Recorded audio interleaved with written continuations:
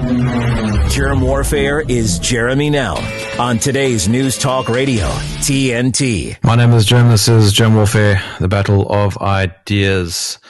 In the previous hour, I was chatting about different metaphorical pills that we swallow, and I just want to kind of stay on that talking point a little bit, because the next guest I'm going to be chatting to is a serious red pill metaphor, even for me, and I think it is true that for the most part of our lives we kind of just wake up and do our thing. And I mean, ignore the pill metaphor for a moment.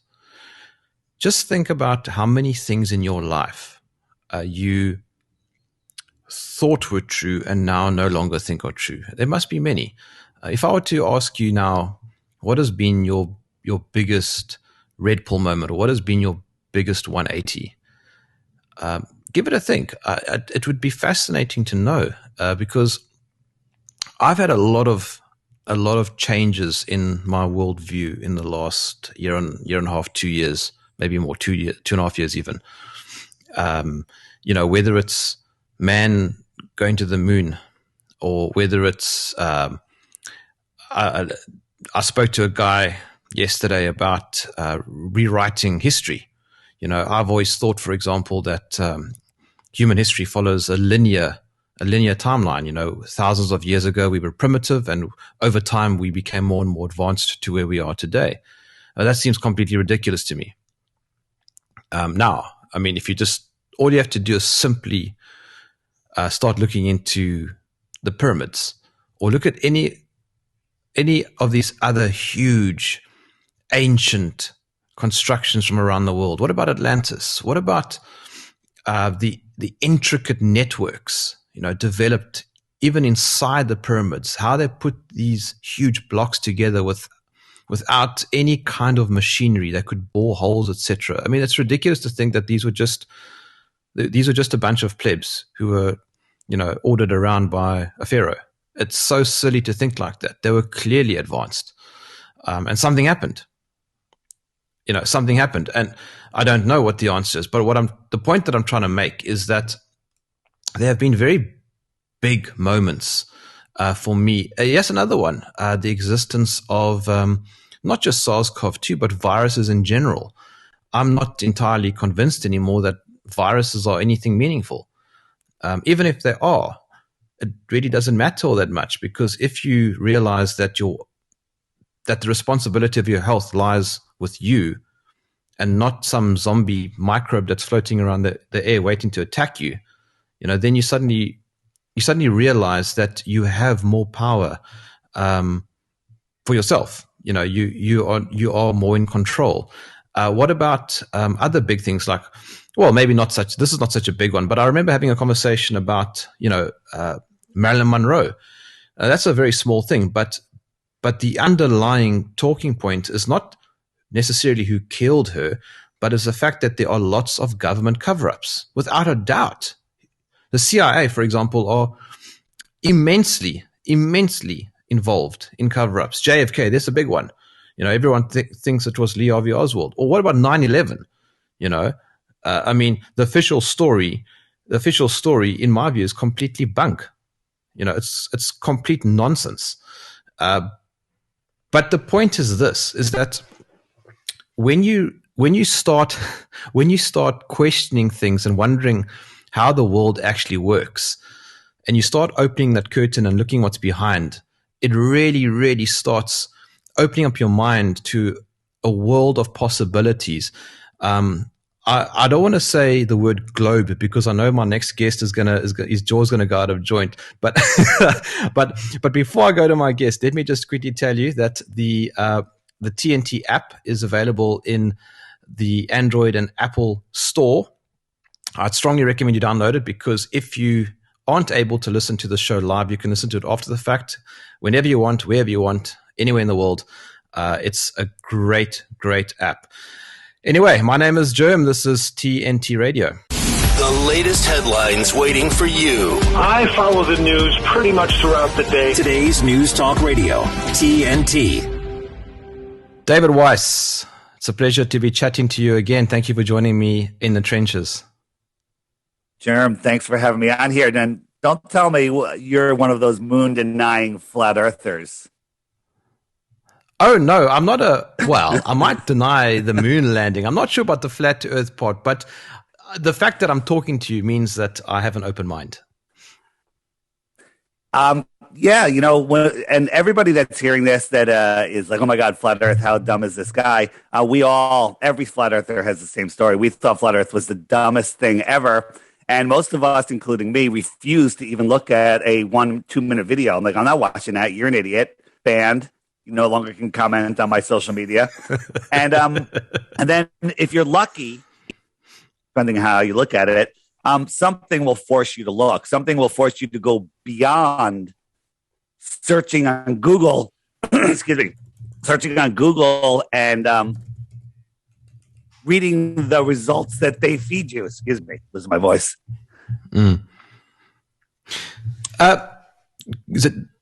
Sorry, David, you stopped talking for a moment there. Did what happened? I just lost my feed for a second. Something happened, but no, it's fine. It's fine. You hear me okay? It's fine. No, it's fine. I can hear you. Yeah, you're 100%. All right. Yeah, no problem. So when you Google flat Earth, you get fed stuff that you would expect. You would get fed stuff from the Flat Earth Society. We're not the Flat Earth Society. That's a disinformation site. You'll get fed what we call anti-Flat Earth videos. There's a team of people working out there. I don't know who they're working for. I could guess. And they're out there putting out disinformation, gaslighting us. Where's the edge of the Earth? How come you don't get stuck to the middle of the Earth? Flat Earth is rising, which causes gravity. We're the only flat planet, or all the other planets are flat, even though they look round. All of that is disinformation. When you understand what the flat Earth is, I think we've discussed this. You and I did a previous interview where we're not a disk floating in space. We're more like a pond. Think about that. What is a pond? A pond is a body of water. When at rest, it lays flat. When you look out at a pond or a body of non-moving flat water, is it a U? Is it an arch? Or is it flat? And the answer is it's flat. And if you made it twice as big, is it still flat? Yes. 10 times, 100 times. Yes, it's still flat. And the question is, how many bodies of flat water does it take to make a sphere? Well, water is testably, measurably, scientifically, provably flat. We can see too far. And you need curvature if you're on a sphere. So, Jerm, I get your you're questioning the moon landing. Well, anybody that looks into the moon landing should not only question it, should completely throw it out with the garbage, because it is beyond garbage once you actually look. But the problem is finding that information. When it comes to flat Earth, I talk to people and they go, well, flat Earth is interesting. There's a lot of good arguments there, but I still believe in the globe. And my question to them is, and I'll throw it to you, is what's your number one proof of the globe? What's the one thing, just one of them, that makes you believe we live on a globe, other than... I can't prove it. Other than... Yeah. Well, no, not even prove it. What is the reason? What is your best unprovable reason that you think the Earth is a globe? And the best... It's because I was taught that. Right, because you were told. Do you think that men in power lie? Of course they do. Okay. Has the government lied to us? Yes. Do you know what the breakdown of government is? Govern is to control, and ment is the mind. Control the mind, right? You know the acronym for the news, whether it's true or not? News is north, east, west, south. They're steering your mind. With fear, false evidence appearing real. Turn on the news, fear, nuclear bombs, right? Russia's going to attack us. We're running out of water. We're running out of fuel. We're running out of food.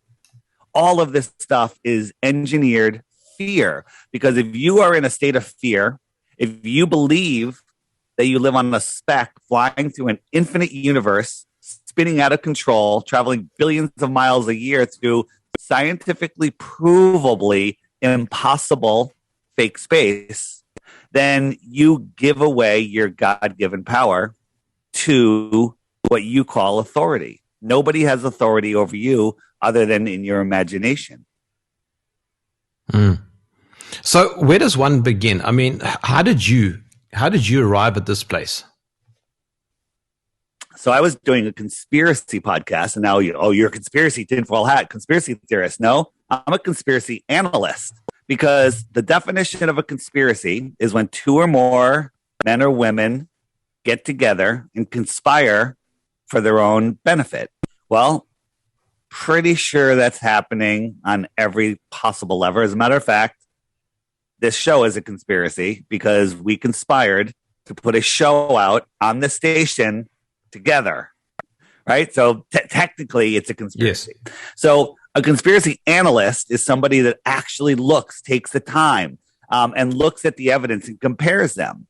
And when you understand, things that you're told on the news, things that you're told about major events in the world, and you find out there's no evidence of them, that's the actual conspiracy theory. But when somebody looks deeper and go, well, Flight 11 and Flight 175 weren't even scheduled to fly on September 11th. Where did they get the passengers? When you look at evidence and find other more plausible possibilities, that's when you start to see. So I was doing this podcast and people started sending me, hey, Dave, have you looked into flat Earth? We're looking at all sorts of stuff. And like, flat Earth, get out of here. And then they kept on coming, kept on posting on our Facebook, banned. You're no longer allowed to comment here. You're too stupid. Flat Earth. Of course we know the Earth is round. The Greeks figured it out 2,000 years ago with their famous sticks and shadows experiment with Aristophanes and sunsets. How would we have time zones? How would we have seasons? What about boats over the horizons? I've seen boats go over the horizon. But then when you look deeper, you find out that, boats don't go over a physical horizon. They go in to an optical horizon. When you find out that the sticks and shadows experiment doesn't work. And a matter of fact, you can do it, but it doesn't prove either because it works perfectly on a flat Earth. When you find out that time zones are very simple with the sun circling around the flat Earth, when you find out that the edge of the Earth is not, the edge of the flat Earth is not the edge of a disk floating into space, you find out it's the edge of a pond, right? So if all of the world's oceans were like a pond, with all of the islands being the continents, and you were sailing around that lake where the very center of the lake, there was a big, tall island, and it was magnetic. You'd hold your compass, and the north needle would point towards that magnetic mountain. That would be your North Pole of your world. So we're miniaturizing the world into a lake. And so let's say you're on your boat and you say, okay, I want to head west. And you look at your compass and you try to drive west. Well, you're going to have to keep turning to the right because your needle is going to keep pointing at the center.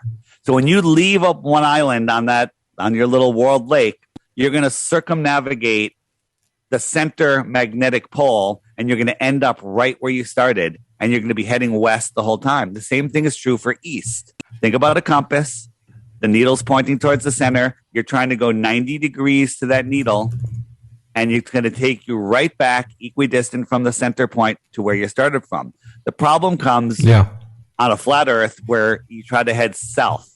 South is every direction away from the center. Look at your needle. No matter where you are on the lake, put your back to the center of the lake and sail away. What's going to happen? You're going to keep going in a straight line, no curved line like east and west. East and west are circles, and you're going to end up at the edge of the lake. Well, what happens? You fall off a lake? No. You hop out of your boat, you hop up onto the land, you start hiking. Let's call that land Antarctica. Antarctica is the shoreline that surrounds our world. What's beyond that shoreline? We don't know. We're not allowed to go. I just want permission. I want the ability for us to go explore Antarctica because I believe there's more lands. I believe there's more lakes. A lake would be equivalent to another world with another sun. David, I will ask you a couple interesting questions in a moment, but before we do that, let me just quickly go to a break. TNT Radio's Inrterveiw Morich. His site publishes hundreds of informative articles, news stories, and videos weekly. Hello, Mark. I'm glad that TNT radio is a bastion of free speech. There's been a lot just in the last 48 hours, that's gone down from here in the United States. The Georgia Guidestones were blown up, and the next day we have that disheveled buffoon known as the Prime Minister of England resigns, and then early this morning, the assassination of the former Prime Minister of Japan, all within 48 hours. Interesting world we're living in. The thing about the Georgia Guidestones, I wrote a little piece, and so the rebellion to take back our country on earth has finally begun. I've been waiting for this exact event to take place for years. Inrterveiw Morich on today's News Talk Radio, TNT. Nearly every day, we hear dire predictions about climate change from the media establishment, Hollywood, and politicians. They tell us that the world is coming to an end because normal human activity is raising the temperature to dangerous levels. To avoid a hellish apocalypse, they warn us we must immediately change our lifestyles and our very way of life. But are these sensational claims based on solid empirical science? Do the facts line up with the hype? Well, an increasing number of scientists are becoming skeptical. We covered what many of these scientists had to say in our first groundbreaking film, Climate Hustle. From overhyped claims about severe weather events, temperatures, rising sea levels, and even disappearing polar bears, Climate Hustle peeled back the hype and looked at the facts that simply don't add up to any reason for alarm. So this begs the questions. Why would those claiming a global warming catastrophe spread a false narrative? What would motivate them? Why would they try to hustle you? Are they trying to control the climate or you? Well, those are the questions we're going to explore in this film. And the answers may shock you. Order your DVD, Blu-ray, or digital copy today of Climate Hustle 2. To find out more, go to climatehustle2.com. Government has taken our rights and will never give them back unless we make them. The voice of freedom is TNT Radio. I'm chatting to Dave Weiss, and we're talking about the shape of the Earth. I'm just thinking, Dave, it's such a massive subject, and you can go off on so many tangents. But if you were to start with one primary question or set of questions for somebody like me, what would they be? There's so many different angles to look at it.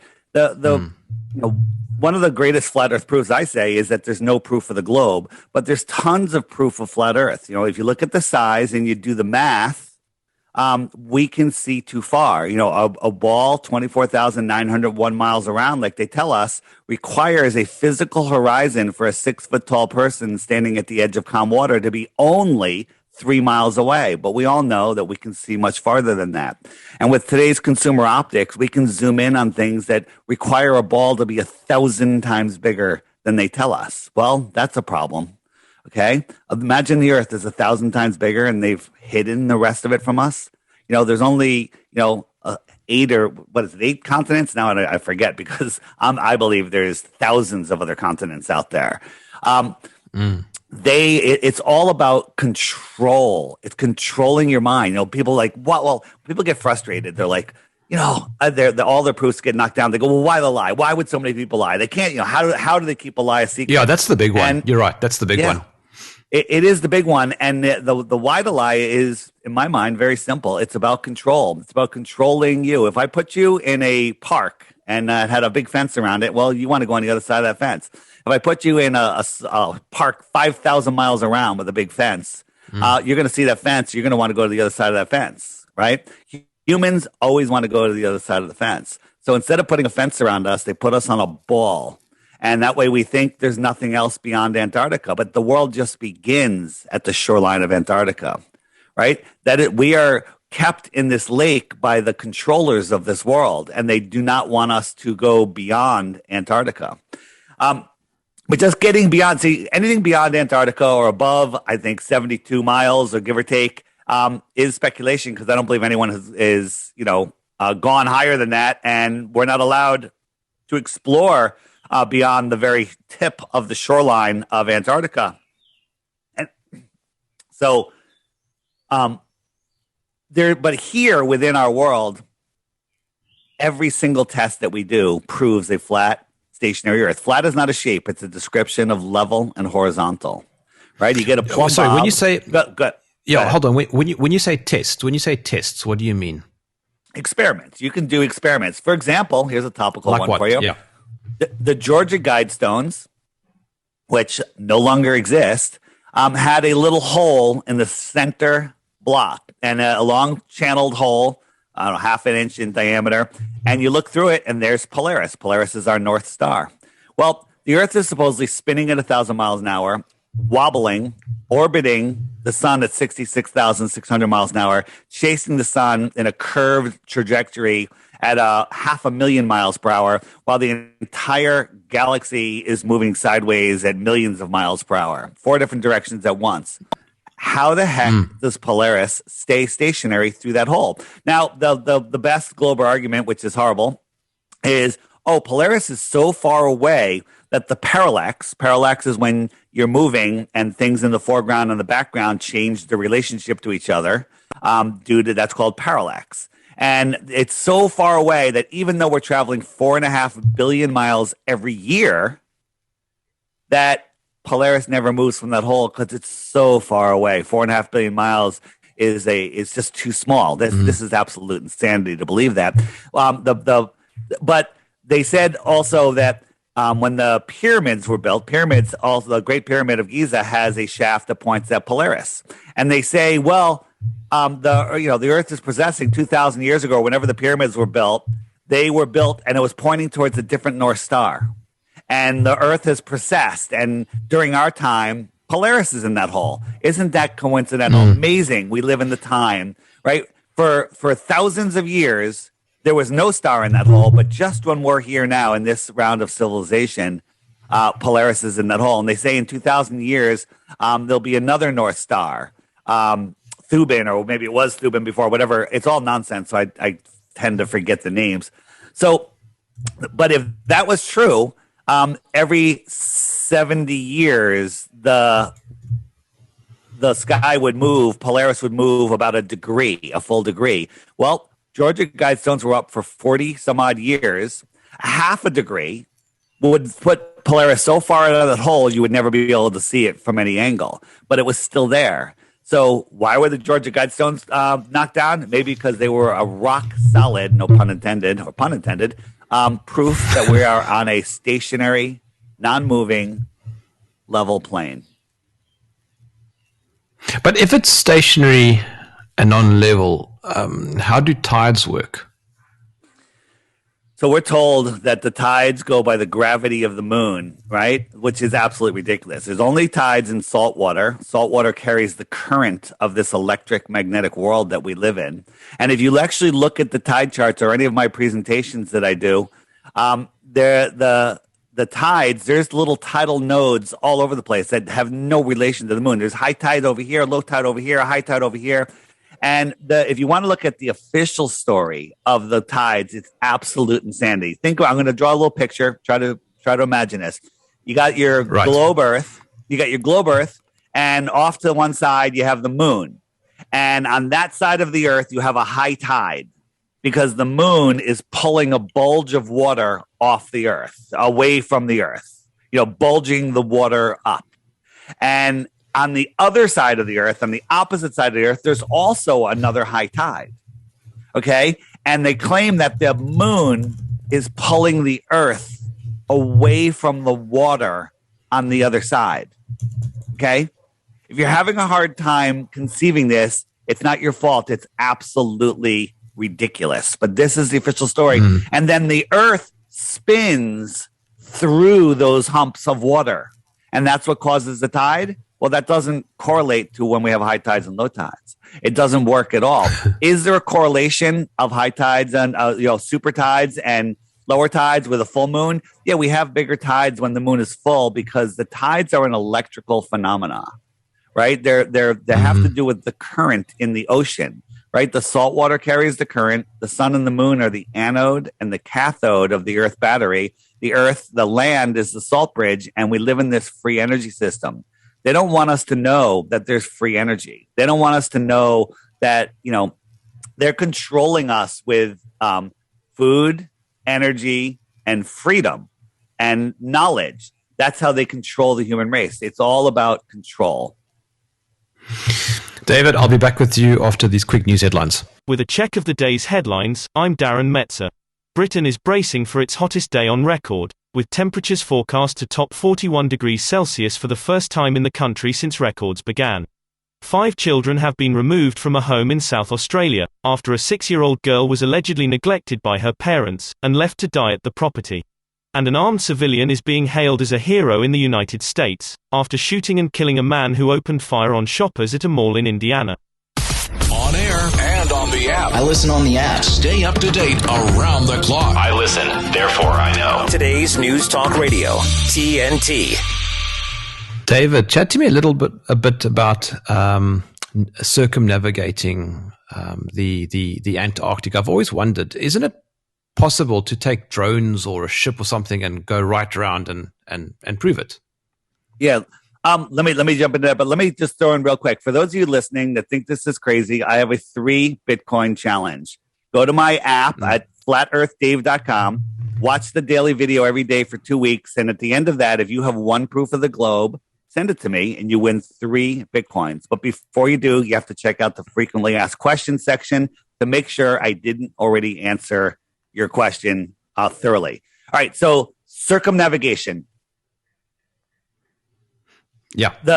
So you understand how circumnavigation works on a flat Earth. North Pole at the center, and just like I was talking about, we go around a lake, east and west. So on a globe, if you're at the North Pole, circumnavigating, if you're a mile from the North Pole, will only take you 6.28 miles. You go around, and you're right back to where you started from, because you're always looking at the North Pole with your north needle. Then, as you get farther and farther away, that circle gets bigger and bigger until you get to the equator, where it's 24,901 miles around. Then as you start going down the globe, lower and lower lines of latitude, that's going to get smaller and smaller. And the circumference of Antarctica on the globe is somewhere between 10 and 13,000 miles. So that would be a great proof we live on a globe, is just take a boat and circumnavigate Antarctica while you can see it the whole time. Okay? And Captain Cook tried that years ago. It took him 3.5 years. I think he did it 3 times. And he measured over 60,000 miles. Well, if the equator is 24,901, how did he go 60,000 at a lower latitude where it should only be 10 to 13,000? Right. So here's a simple test that science could do today, be done before the end of the day, and put flat Earth to rest. Get 2 airplanes, fly them from Santiago, Chile to the base over on Antarctica, fuel up the planes. Jerm, me, you, Neil deGrasse Tyson, professors, anybody. We get a whole bunch of people on each plane.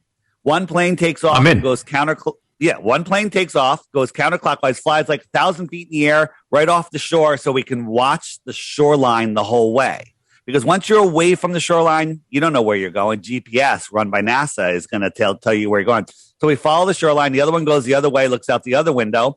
And, 6 to 9 hours later, both planes should meet on the other side of Antarctica, but it won't happen because it's not 10 to 13,000 miles. It's over 60,000 miles. And the other reason it won't happen is they won't let you, because they know the result. People say, well, you can go to Antarctica. There's 100 different companies. All of those companies are run by the same guy. One guy has 100 shell companies to take you on a very expensive trip to see some penguins and some ice on the outer tip of Antarctica. That's all you get to see. Okay. So there was a sailboat race that actually, the Antarctic circumnavigation race, I think it takes like a month or longer. And these high-tech sailboats that fly, the best sailboats ever, they went around, but they're going at like 50, 55 degrees south. You're not even anywhere near Antarctica.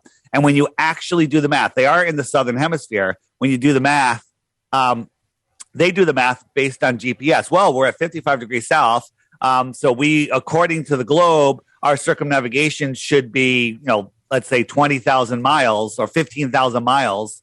And that means we went an average of, 3 miles per hour. Well, the reason they're getting an average of 3 miles per hour when these boats when they're tied to the dock, can go 3 miles an hour.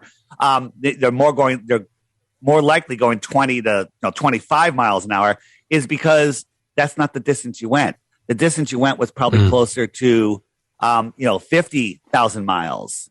And then they do the math and they go, oh, we were only going 3 miles an hour, and nobody questions it. We have a video coming out. It'll be featured on the app next week about this race, where we took the race, we converted it, put it on a flat Earth map, and showed you how this race only makes sense on a flat Earth. What I guess. Okay, let me rephrase my question. I have looked through multiple telescopes over the years, and this is a wonderful array of telescopes here in South Africa, in the middle of nowhere. Very, very powerful. And I remember looking through one, and I looked at Saturn, and I looked at the ring around it, and it was very clear, and it looked very round to me and very far away. What is it that I was looking at? Well, so you're assuming it's far away because you're told it's far away. But if Saturn was the size of an apple and I had it in a dark field with nothing else to reference, I had a round light with a lit up ring in a dark black, area, and I told you that this thing was, 500 miles wide, you go, wow, that's far away because it's so tiny, right? But in reality, the sizes and distances of planets, when you actually take the time and do the math, which we'll do in a second, it shows you that they're scientifically impossible. Yes, Saturn looks like a sphere to me. But I ask you right now, look up at the ceiling that you're in, the room you're in right now, and look at the lights and describe the shape of your floor based on the shape of those lights. It has no correlation. So let's just talk about the distance of planets. So why do we see Saturn? Why do we see Jupiter? Why do we see Mars? And the heliocentric answer is because the sun's reflecting off of them. Okay, that's good. So Jupiter, a gaseous, non-reflective surface, is much, much, much farther from the sun than we are. Therefore, the sun, viewed from Jupiter, is much smaller than we see it. So imagine yourself standing on Jupiter and looking at the sun. It looks like a big star, a tiny, tiny little sun, not nearly as big as we see it from Earth. Well, that little star, that big star, is going to light up Jupiter. It's going to light up the surface of Jupiter. That reflection is going to travel all the way back to Earth. And I'm going to see it brighter than any star in the sky? I don't think so.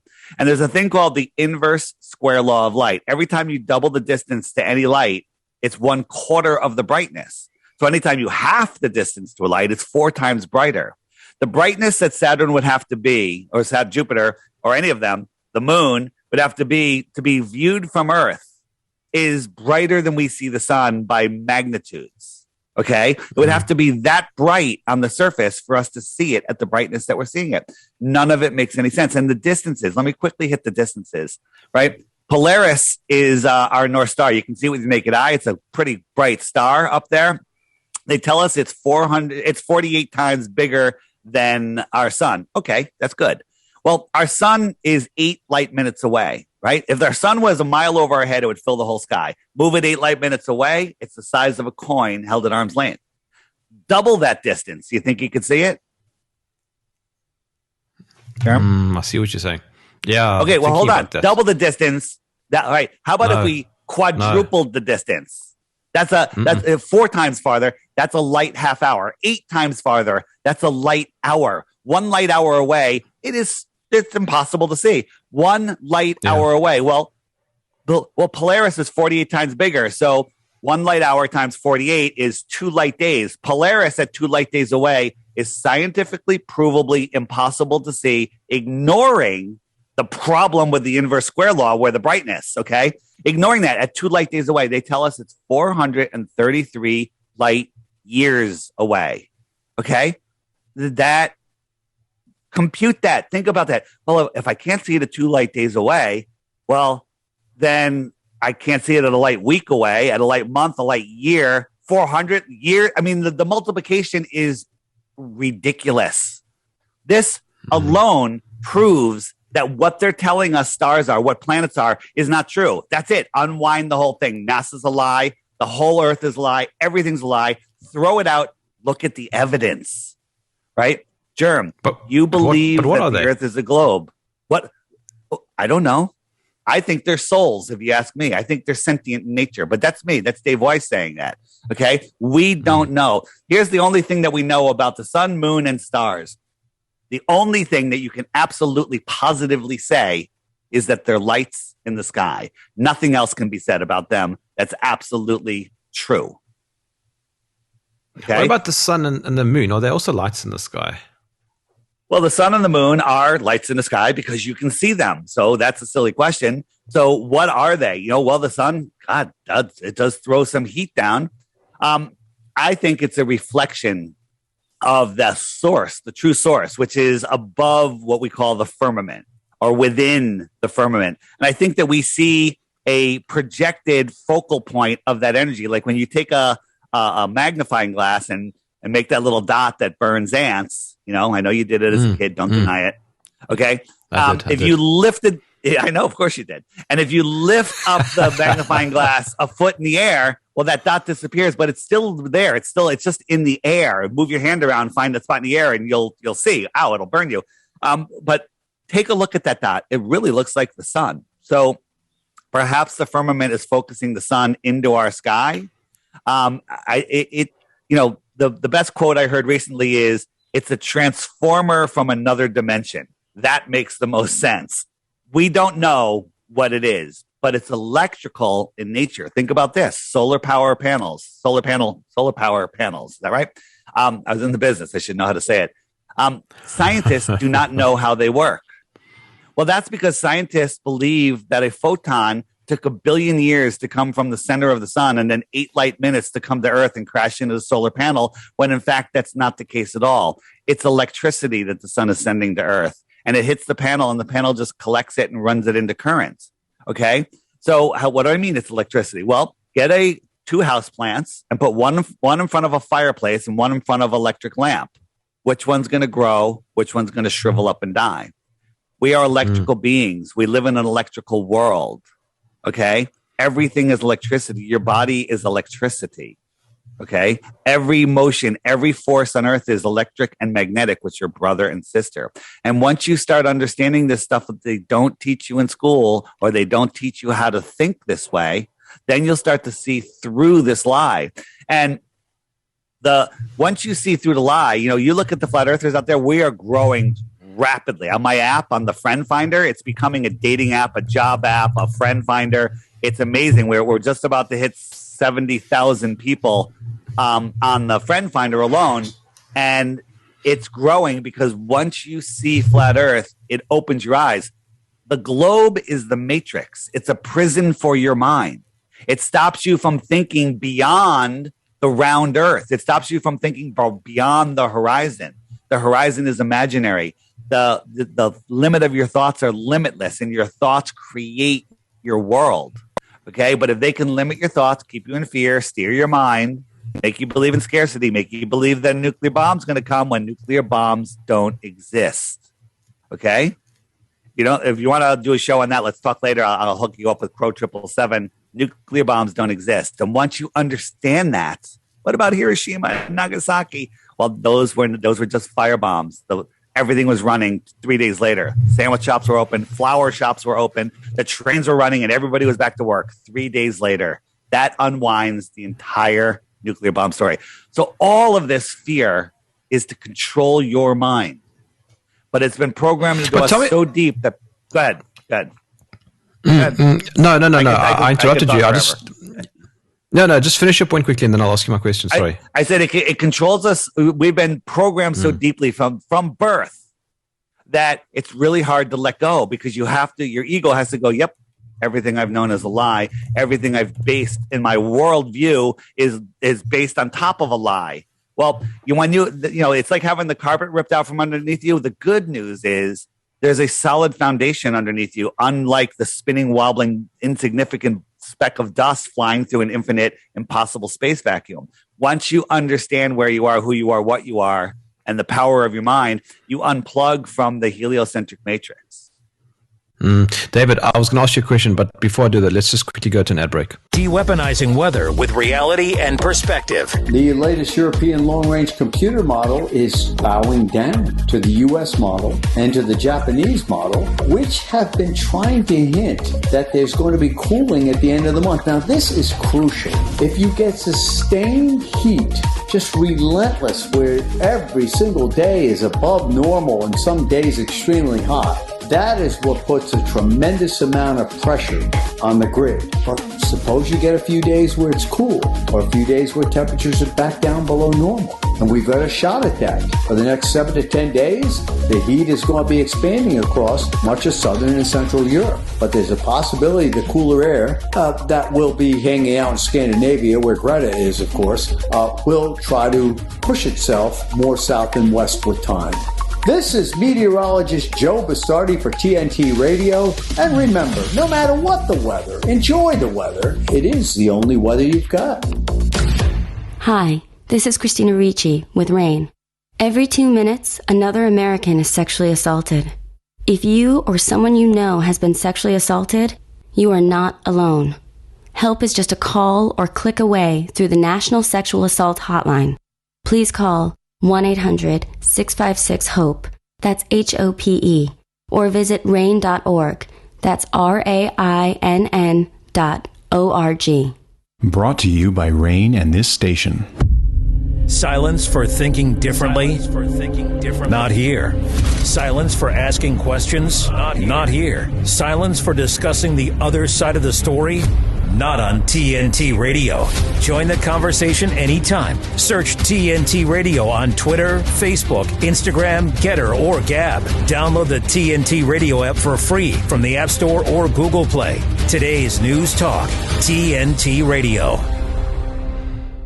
Yeah, I must say, I really appreciate TNT Radio for allowing conversations like this to happen. One thing I can say for certain is that whether or not you agree or disagree with David Weiss, I am very, very, very appreciative of a station like this that will allow this conversation, because the idea seems so foreign to so many people. But I mean, David, why is it so foreign? Is it because of just mass propaganda?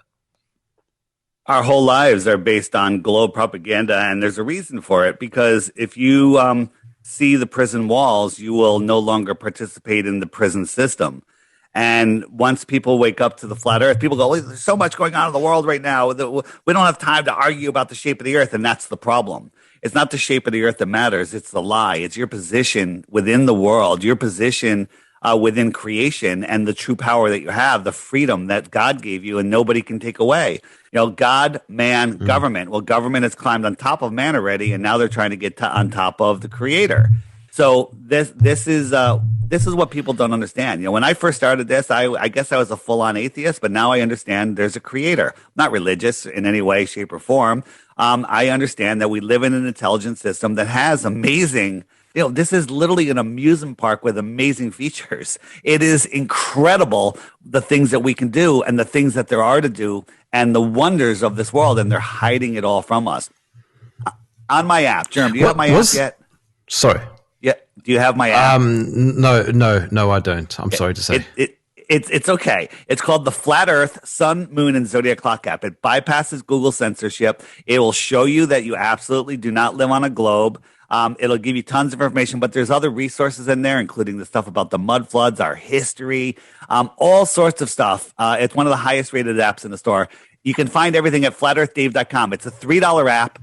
Mind-blowing, life-changing. Just go read the reviews. Everybody, do not buy my app. Just go click the link on my website, flatearthdave.com. Do not buy the app. Just go and read the reviews. Okay? But David, hold on. We'll do the promo. We'll do the promo in a few minutes. But I just want to ask you. No problem. I mean, John Lennon once imagined above us only sky. What is above us then? Well, that's a great question, because there is. And flat earthers, we're trying to figure it out. There has to be some sort of containment, because on the heliocentric system, we have a space vacuum, no pressure, the worst of no pressure, a vacuum, and adjacent to a pressurized system. Well, if you actually look at science, nothing can happen that way. No experiment in nature or in a lab can have high pressure next to low pressure without a physical barrier. Well, the Globers say, well, gravity is their god. Gravity is holding the air down to the earth like Velcro. Okay, well, if that was true at any altitude, I should not be able to use a straw and suck air or liquid up and away from Earth with the weak low pressure system of my mouth and lungs.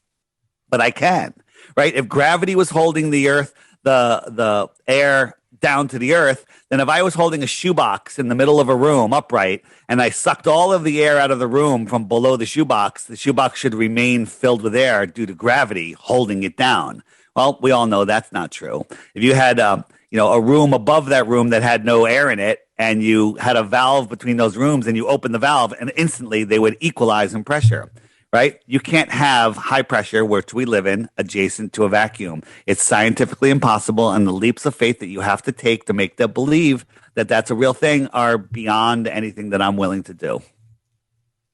But why do things fall? Why do things fall? Because of buoyancy and density. If I drop a pen, it's more dense than the air. If I hold a helium balloon, it's less dense than the air and it goes up. But the real question is, well, what determines down? How come it doesn't go sideways? And the answer is, as I said before, the only true forces in this world are electricity and magnetism. Well, the Earth has what's called a negative charge, a very low charge, a negative charge. And the air, the sky, has a positive charge. These are testably, measurably, scientifically, provably facts. These aren't theories. Well, the Earth is not moving. Well, whenever you lift something up off the floor, off the ground, it is now surrounded by a positive charge. And the negative charge says, come this way. Now, check this out. That negative charge, the scientific negative charge of the Earth, which is not a theory, is, they say, 10 to the, I forget how many zeros, stronger than the fictional theory of gravity force. So that electrostatic force that I just told you about that does exist is magnitudes stronger than the gravity force, which is a theory, right? So my question to the Globers is, well, how do you know that it's gravity that's making you go down and not that electric force that we could actually test? We do tests where you get a little, look up triangle, tinfoil, anti-gravity, whatever, and you'll see it on YouTube. And they take they put a negative charge into this little triangle and it floats up off the air. And we've done tests. If you hit the gravity button on the app, where we add a positive charge to something or a negative charge, and it changes its weight, it changes its density, and it goes down toward. When you add a positive charge to something, it gets pulled down to the earth. You add a negative charge, it goes up. Okay, and this gets into anti-gravitics. Wrong word. These are propulsion systems that they don't want us to know about. They want us to believe that nuclear power is dangerous and stuff. There's stuff that we can heat our houses for free. Imagine if you could buy something the size of a roll of quarters that will heat your house for the next 50 years. Okay? Imagine that. You have to do nothing to it. It'll just heat your house for 50 years. And then you buy another roll of quarters, which are magnetic, and that'll power your house for the next 100 years. They can't have that because then they can't control you. Okay, so David, I've got a sort of a combined question. No. On the one hand, I can look up in the sky and I'll see a lunar eclipse, and on the other hand, I'll see satellites orbiting the Earth, and they're predictable. I can time them. Yeah. What am I seeing? Well, first, the satellites that you're seeing are scientifically impossible to see. Do you think you could see a Volkswagen Beetle at a mile away? Maybe. Right? Yeah. Maybe. Do you think you could see it at 10 miles away? With great difficulty. How about 250 miles away? No. Its angular size is magnitude's too small to see. These satellites are smaller than a Volkswagen Beetle, and they're farther than the distance that I just gave you. They're scientifically impossible to see. You are seeing lights up there. Now, when we see the International Space Station, which I have seen, it's a light brighter than any star in the sky. It's literally like a piece of the sun when it goes by. There's several different things that they do. They have aircraft that are covered with LED lights that they use to fake. They have some sort of projection holographic system, which doesn't work as well. It's very jumpy when they use that, and they're faking it. And they're spending a lot of time and money because money doesn't matter to these people. These are the people that make them, print the money. It's fake, but you could not see the International Space Station. Think about this. If you ever stand next to a 747 on the ground, it's gigantic. The engines are massive. The engines are huge, like the size of a freaking bus.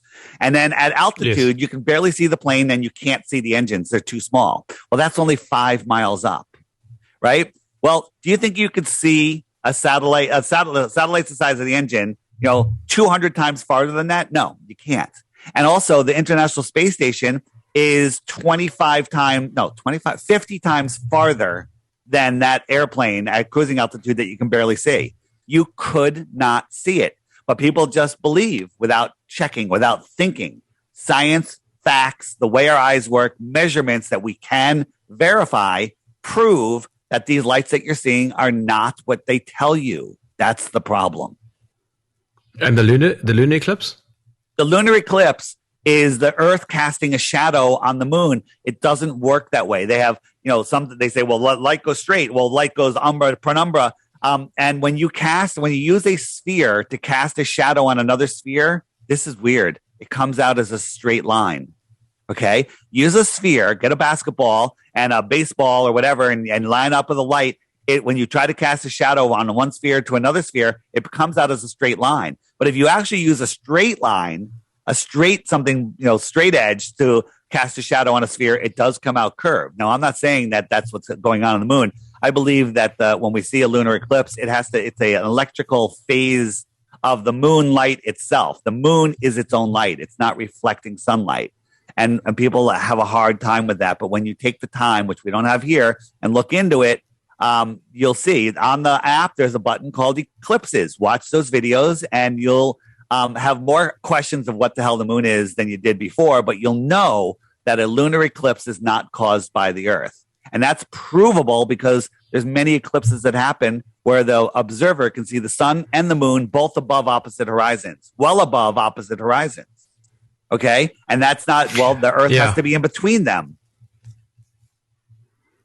I remember, David, when I was young, I saw Halley's Comet, and it's a predictable experience every 60, 65, 70 years. Let me ask you a question. The Earth is corkscrewing through space at 4.5 billion miles a year. So 4.5 billion miles times 76. How the heck did Halley's find us again? Okay. How the hell does it keep coming back and finding us? Now, what is it? You're thinking it's a big rock or piece of ice floating in space, when in fact it's predictable. Just like the lights in the sky that they call wandering stars now, used to be, they call planets, used to be called wandering stars. Those are predictable, okay? But if you look into the gravitational model, right, which they've changed, it's now gone from mass attracting gravity to the bending of space-time, that there's a thing called the three-body problem. You try to model out three bodies and it doesn't work. The best supercomputers can't figure out what those bodies are going to do just a very short time into the future. Right? They can't figure it out. And we have trillions of bodies, right? The sun, the moon, the planets, the stars, all of it predictable. Think about this. We live in a heliocentric beehive where gravity is just magically holding everything in place beautifully. Did you know that the pattern of eclipses repeat every 18 years? The whole eclipse pattern repeats every 18 years. That's the working of a finely designed clock. Not a random beehive, gravitational, nonsensical, impossible space vacuum. It's a lot to take in, David. We've only got 2 minutes left, so come in for a landing. FlatEarthDave.com. Don't believe a single word that I say. Take the challenge. There's 2 ways to take it. Download the app, which you won't regret, and watch the daily video every day for 2 weeks. Check the frequently asked questions. And you too will become a full-on globe denier, minimum flat Earth supporter, 100%, and you'll never turn back. The other way to do it is if you don't have a smartphone, it's only for smartphones, iPads, and tablets. If you scroll down on my website to the Flat Earth Crash Course, there's a list of videos right there. There's probably 10, 20 videos in there. Just get through the first 3, and you too will know that you don't live on a globe anymore. Just watch them. We've done the work for you. Don't believe anything. Watch it, then go verify it yourself. We've done the work for you. We've put it together in video format, right? People are lazy. They don't want to think. They want to have it done for them. We did it all for you, right? We did it all for you. Sit back, grab a cup of tea, cup of coffee, whatever you want. Watch these videos on the big screen. Bring a notepad because you're going to have questions, and then go, wow, my whole life is a lie. And now you've been reborn into your true being, right? We are here at the center of creation. David Weiss, thank you for joining me in the trenches. It is it is quite a mind-bending conversation, but I will say this. It certainly makes me hold the mirror up to my own worldview, makes me question things that I otherwise wouldn't question. So thank you, Dave, for your time. And thank you for listening to me today. My name is Jerm. This is Jerm Warefare, the Battle of Ideas on TNT Radio.